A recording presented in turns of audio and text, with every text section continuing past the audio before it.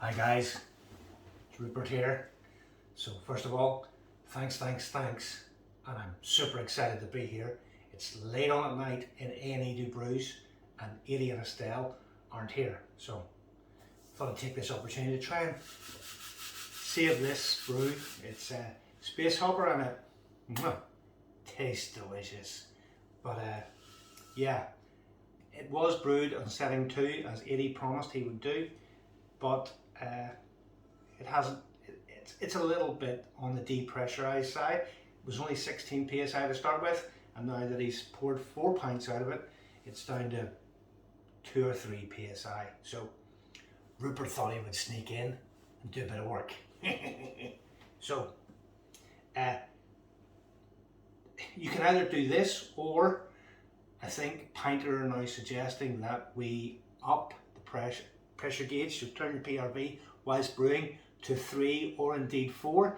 If you've got one of our pressure gauges, you'll be able to measure, but 3 or 4 seems to be the ideal now, because most people aren't getting the 26 psi as Ralph suggests, bless him, at setting 2.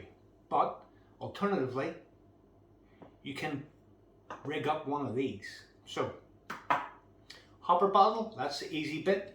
Obviously once you've finished brewing and you've hopped your brew, keep that, and like our other video where we made a pressure gauge, you can attach one of these posts. These posts are reasonably hard to come by, but they are used widely with these fittings, which are on a lot of other kegs, U-flow kegs, that sort of thing. That's the fitting you get, but you'll need one of these to adapt it. So what I'll do is I'll just screw this in. You'll need a bit of force just to get it on in there. And yeah, that is her sealed.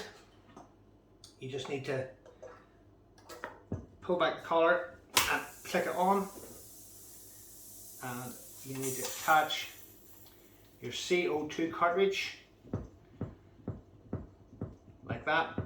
You can buy, make sure they're threaded ones you buy. You can buy food grade ones. I'm not too sure what the difference between food grade and bicycle tire grade is, but yeah. And then once you've got your CO2 cartridge attached, you can turn the little dial. You've got a nice little gauge here, which is accurate by the way. Take your carbon dioxide and your pressure up to the magical 26 psi to not only carbonate your beer, but to keep that nice and constant so that you can keep on topping it up. Obviously it won't go back in your fridge like this, but you can keep on topping it up throughout the pouring process. So if you take your pinter to a party, you're not boring everybody to death whilst you're trying to pull a pint. So that's my job done tonight. Don't tell Edie and Estelle I did this. He'll be surprised in the morning when he comes to, tomorrow evening, he's got to go to work tomorrow, when he pours his next pint, and there's lots of pressure and it's nice and fizzy. So thanks for watching, and turn your dials up if you've got a pint of 2.1, 3 or 4, the way forward. Thanks.